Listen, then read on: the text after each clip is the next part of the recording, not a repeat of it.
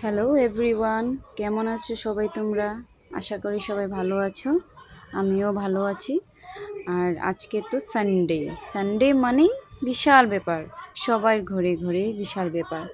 আর এই তো আমার বাজার এসে গেছে, আমার বর এনেছে বাজার করে। আর এই তো দেখতে পাচ্ছ বেগুন, চালতা, লাউ, তারপর লেবু, ধনেপাতা। আর এই তো এই স্পেশাল ডিশটা তো আমার ঘরে থাকবেই, রোববার মানেই ছোটো মাছ, দেখতে পাচ্ছ। আর এখানে আছে কি বলো তো, এটা হচ্ছে মাটন। মাটনটা তো থাকবেই, কারণ কি মাটনটা তো আমার ছেলেরও খুব প্রিয়, আর আমার খুব প্রিয়, আর এই জিনিসটা খুব প্রিয়। আর এখন আমি বসে পড়েছি ছোটো মাছগুলো কাটতে। দেখতে পাচ্ছ কত কষ্ট হয় না কাটতে। তারপরে এই যে মাছগুলো ভালো করে নিয়ে আমি ধুয়ে নিয়েছি। আর ছোটো মাছ ধুতে গেলে যেন অনেক কষ্ট।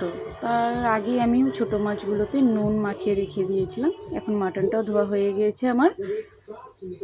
এই তো আমার মাংসটাও ধোয়া হয়ে গেছে। ওতে আমি একটু কাঁচা সর্ষের তেল আর নুন হলুদ দিয়ে দিয়েছি, পরিমাণ মতো দিয়েছি। আর এখন ওটাকে আমি ভালো করে মেখে নেব। ভালো করে মেখে নিয়ে ওটাকে আমি কি করব, ঢাকনা দিয়ে ঢেকে দেব। আর ভালো করে মেখে নিলে কি হয়, মাংসটাও খুব টেস্টি হয়, আর সেদ্ধটাও সুন্দর হয়, আর খেতে খুব দারুণ মজা হয়, জানো তো, খুব দারুণ লাগে খেতে।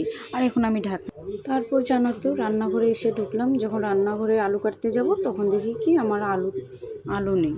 তারপরে আর কি করব জানো তো, এত রাগটা উঠছিল। তারপরে গেলাম এই রোদ্দুটা দিয়ে হেঁটে হেঁটে দোকানে। তারপরে দোকানে আসলাম, আলু নিলাম।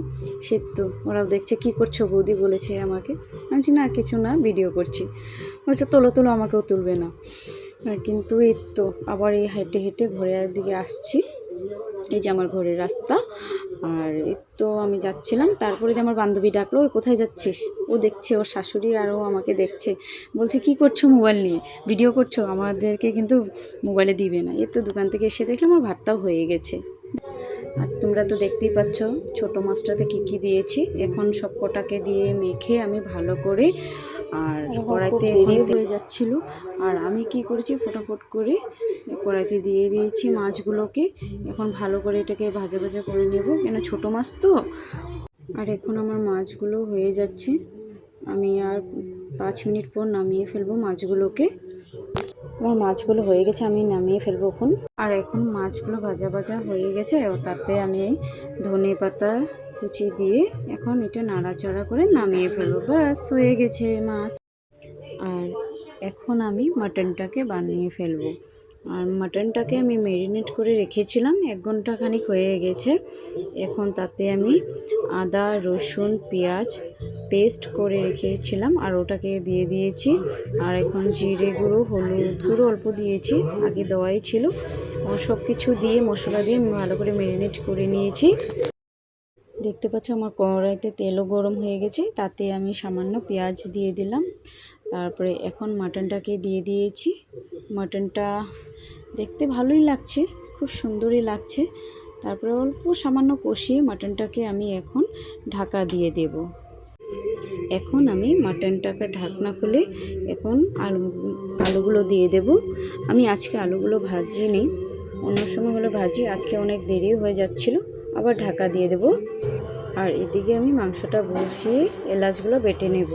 ভালো করে এলাচগুলো বেটে নিয়ে আমি এটাকে তুলে নেব।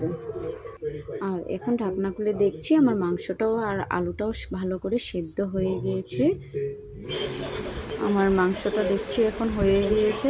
মাংসটাকে আমি এখন ভালো করে কষিয়ে নেব, একটু কষিয়ে নিলে ভালো হয়। আর ওদিকে আমি গরম জলটা আগেই করে নিয়েছি, কেন কি না ঝোলের মধ্যে ঠান্ডা জল দিলে ঝোলটা খেতে টেস্টি হয় না, আর তাড়াতাড়ি ফুটেও না। তাই আমি কি করেছি, গরম জল করে নিয়েছি। আর এখন ভালো করে একটু নাড়িয়ে নেব, তারপরে ঢাকা দিয়ে রেখে দেব। তারপরে ঢাকনাটা উল্টে আমি এখন দেখলাম যে মাংসটা হয়ে গিয়েছে।